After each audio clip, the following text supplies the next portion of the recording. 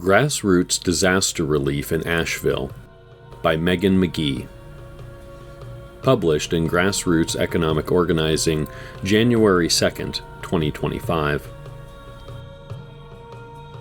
We were pretty aware that the storm was going to be significant, but we had no idea it would be as significant as it was, says Liberty Valance, a co-owner of Firestorm Books, a worker-owned bookstore in Asheville, North Carolina that transformed overnight into a mutual aid hub following Hurricane Helene. After causing fatalities and catastrophic damage across the southeast, Helene reached the western North Carolina mountain city of Asheville in the early hours of Friday, September 27th. Floodwaters cut off access to the city via Interstate 26, severely damaged the local water system, and left residents isolated without power or cell service. Though the hurricane had been downgraded to a tropical storm by then, western North Carolina's terrain makes it particularly vulnerable to flooding. The intense rainfall that came on Thursday had already saturated the mountains, rapidly causing rivers and streams to overflow. Once the storm subsided on Friday afternoon, Valance and Beck, another co-owner who lived within walking distance of the store, ventured out to Firestorm to see if the building had sustained any damage. The two had spent the previous day shoring it up against water leaks with trash bags and duct tape amid the torrential rain that preceded the storm's arrival. Shortly after the remnants of Helene hit their region early Friday morning, the area had completely lost internet and cell service, leaving no way to assess the damage without physically going to the bookstore. When we got there, we were pleased to discover that only one tree had fallen next to our building, and it fell away from the building instead of into the building, Valance recalls. The two were also relieved to find the store had not flooded. We're on relatively high ground, and the water that had been coming into the building the day before, it seemed like we had pretty effectively dealt with. The most exciting discovery, however, was the sign someone had left on the door announcing a community meeting to take place there on Saturday. The Firestorm Collective had planned to try to gather people in the space to assess community needs following the storm, and now someone from the community had already put out that call. As a worker cooperative started by community activists in 2008, Firestorm Books is deeply rooted in local social movements. At present, the co-op consists of a staff of 5, 4 of whom are owners and 1 of whom is a prospective member. Now in their third location, the co-op moved into their current space about a year before Hurricane Helene hit. It's the same neighborhood we were already in, so we're pretty well established here, says Valance. I would say that we came into this moment already pretty engaged with other organizations and groups in our region that do mutual aid and grassroots activism. On Saturday, September 28th, the day after the storm, about 40 people gathered outside the store for the first community meeting, where they set up tables to distribute food and supplies. Everyone agreed they would keep doing this every day, and Sunday's meeting drew at least 100 people. Beck describes the first distro as really scrappy. Co-op members and neighbors alike would bring extra food from their pantries and freezers to put out on the table for folks who didn't have enough food on hand. At that point, the roads into and out of Asheville were blocked, Valance says. There was literally no aid coming into the city, so any aid being distributed was coming out of people's homes in the first couple of days. For several weeks after Helene struck Asheville, neighbors would congregate for a daily meeting outside the co-op, occasionally facilitated by staff, but usually by community members. Valance says these meetings served as a, quote, space for people to gather, process feelings, get up-to-date information, and coordinate relief activities, end quote. Even after internet and cell service were restored to the immediate area surrounding Firestorm, Beck recalls, access to the internet was extremely spotty. That was a pretty extended period where it just wasn't super reliable. Because of this and the lack of running water, they say, people would show up to the meetings every day with concerns like, I take insulin and I don't have power. Do you know where I can get ice? Where can I get water? Where can I get food? Are there any gas stations that I can get gas from? The co-op posted signs with information on things like where people could go to get water or free food, all of which came from people at the meeting who would crowd around a big piece of paper and write down what they had observed was available and where. Quote, there was just a constant stream of people coming by and taking down their own notes, or, if they were able to charge their phones, taking pictures, end quote. People sort of started showing up with resources who we didn't know and not necessarily even asking us permission, says Valance. Neighbors would set up outside Firestorm to share skills and knowledge like fixing people's bicycles or teaching people how to use low-tech compostable toilets. For those who lived in apartment buildings, this provided a better option than having to carry buckets of water up multiple flights of stairs to flush their toilets manually. By Sunday, September 29th, I-26 had reopened between Asheville and South Carolina, which Beck and Valance say shifted the dynamic. Where before people had simply been emptying their garages, pantries, and freezers, they were now driving to Charlotte or Greenville and filling up trucks with supplies to distribute. One of Firestorm Book's longtime collaborators in Asheville is Poder Imma Community Ownership, an organization that develops and supports a network of cooperatives in Imma, a predominantly Latin neighborhood. Becky Brown, one of the group's founders and co-directors, says Poder Imma and Firestorm communicated regularly in the storm's aftermath, sharing supplies and resources they knew about or could put people in touch with. If they had things that we needed or we had things that they needed, we tried to make sure that they were getting things to each other, she said. Quote, "If they had things that we needed or we had things that they needed, we tried to make sure that they were getting things to each other." End quote. Founded in 2016 by Imma residents, Poder Imma focuses on developing worker co-ops and mobile home housing co-ops, with the aim of building community among neighbors to fight displacement as Asheville develops. Brown describes the organization's approach as community organizing and development, with the idea that communities know for themselves what's best and can be the developers of their own community. "We have two sides, the community development side and the cooperative development side," Brown explains, although they go hand in hand because part of our community development is building an economy that works for our community." End quote. Their cooperative ecosystem includes Quetzal Community Real Estate, a community-owned real estate co-op focused on creating permanently affordable housing in Imma. At present, they have developed 4 mobile home housing co-ops, each of which is a separate LLC, and are under contract for a vacant piece of land they hope to purchase and develop into another mobile home co-op. While Brown says it doesn't happen very often, they are always on the lookout for the opportunity to purchase a mobile home park that would be a good fit for them.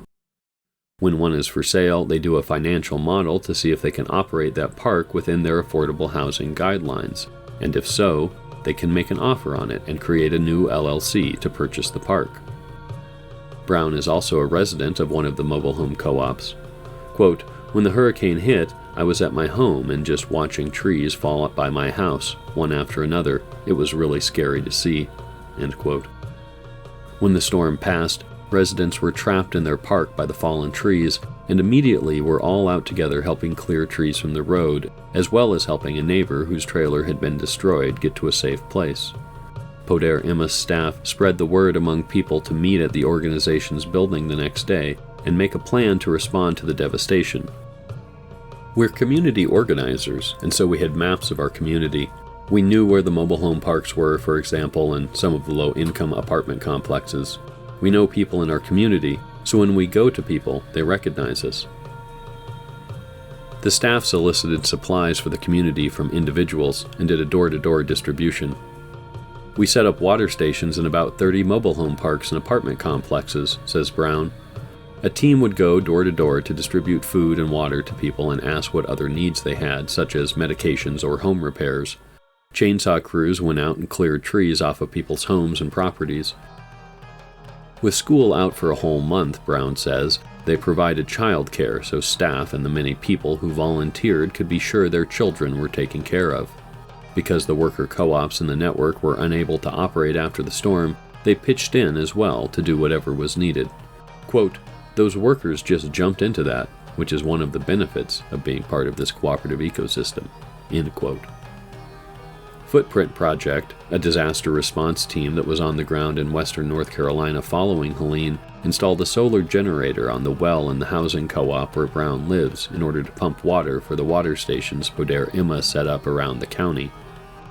Brown says they pumped over 130,000 gallons of water from the co-op's well to make sure people had water for bathing and flushing, and distributed bottled water for drinking. The organization receives some disaster response funds from foundations, but also from a lot of individuals locally and all over the country who wanted to help. Quote, seeing all of that support was really helpful, and then on the ground seeing how neighbors were helping each other and checking on each other and saying, how can I help? End quote. I think what was notable, says Valance, was that there was a significant gap at the beginning during which there weren't sufficient supplies or communication in the region, and as a result, most of the aid that was happening was neighbors helping each other, not federally coordinated aid. With no internet or cell service, people would crowd around the radio and listen to the county media briefings that were broadcast twice a day.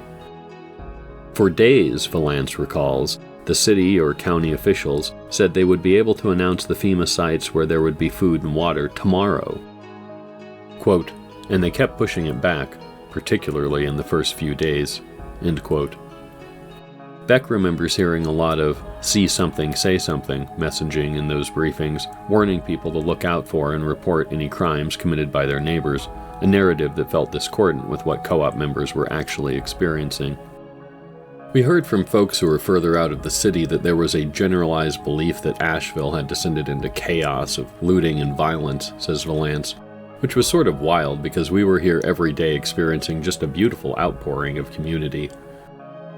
Valance says people from the community also shared experiences of going somewhere to look for supplies and finding that that place had all the supplies locked up, with a line of police officers preventing people from accessing them.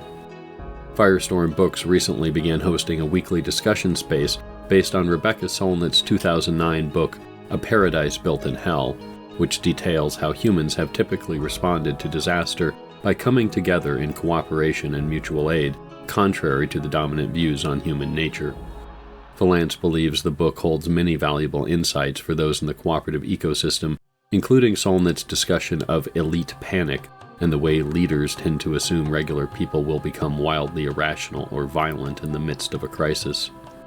There is a tendency on the part of authority figures to respond to a disaster by making the situation worse through the application of a very stern law and order approach, says Valance, which is actually the opposite of what a community needs when there's a crisis and people need care. One worker-owned business in Poder Emma's network is a property maintenance co-op called Chispas, developed to help low-income neighbors with repairs such as roof replacements. Now, Brown says, there has been a big need to expand that program.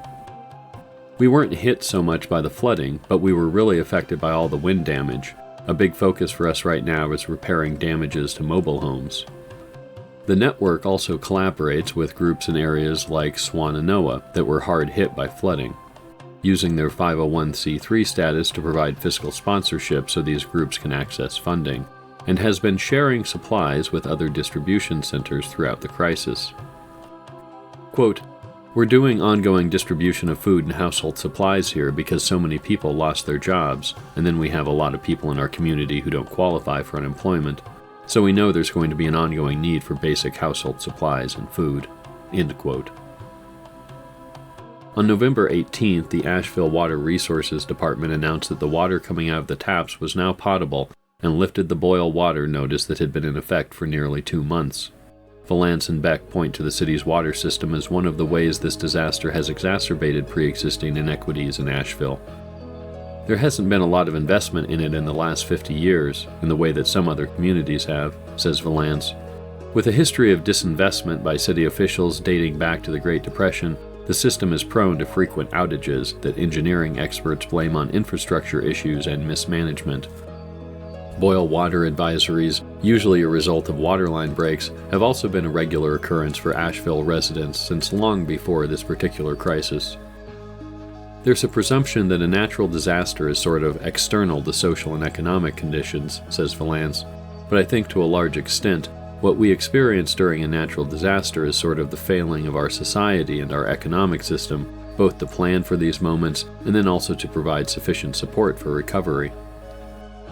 Though electricity was restored at Firestorm Books after approximately 1 week, some of the hardest hit areas of Asheville were still without power a month after Helene, with officials citing inaccessibility and damaged infrastructure as obstacles.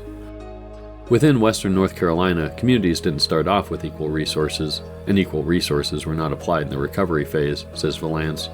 So people have had very different experiences, often colored by their economic backgrounds, their citizenship status, their race and ethnicity, what part of the country they live in.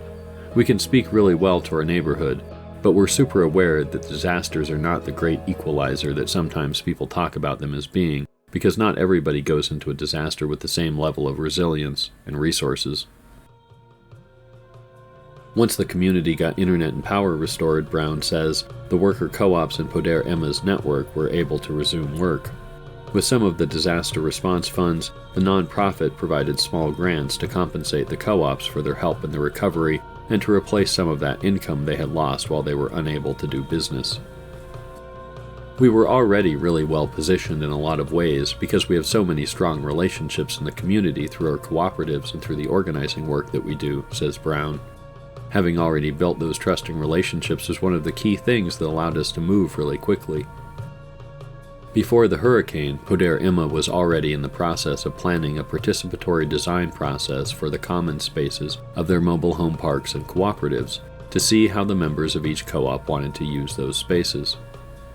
Quote, now, after going through this experience, we have realized we also want to add a component to that of bringing in experts on climate resilience so that we can include that in any plan for the common space. End quote. Brown says Poder Emma has also dug an additional well since the hurricane. Quote, as a cooperative ecosystem, we're more resilient for things like the water system. End quote. Because water is often an issue for mobile home parks due to pipes freezing in the winter, she says they decided it was worth it to have a community well available in the event of any future natural disaster that might affect the water system. Brown also thinks the common space design will probably include rain barrel systems and other things that could be put into place to meet people's water needs in the absence of running water. The Firestorm Collective has also been talking more about climate resilience and how to harden the cooperative's infrastructure to be an even more valuable hub for community response and activity in future emergencies. Conversations around this have included getting a battery for their solar panels, allowing them to operate the building off-grid, and offer electricity and internet to the community. Currently, they have 3 IBCs of clean well water outside their storefront that they have considered repurposing into rainwater catchments coming off the roof. Quote, while we ultimately may not be able to fully fix the city's water system, says Valance, I think there's an enormous amount at a much lower level that we have direct control over and can coordinate with neighbors and friends in order to ensure that we have better resources for future emergencies. For Valance, this crisis has struck home the importance of long-term physical infrastructure that is publicly accessible. So much was able to happen immediately because we have been in this community for 16 years and people know that this is where folks are going to come and want to do something, they said. I think the big theme that emerged was just that our co-op was able to provide a home for a lot of activity, and it wasn't necessarily activity we were directing or planning or even could have anticipated. Being an already existing sort of community institution, I think we were able to act as a container for a lot of other brilliant and altruistic behavior. Beck believes Firestorm books formed a deeper interdependence with their community during that period, strengthening relationships both by helping and by allowing others to help them. Quote, there was something really profound about the immediate aftermath of the hurricane, where we truly experienced for the first time the mutuality of mutual aid. End quote.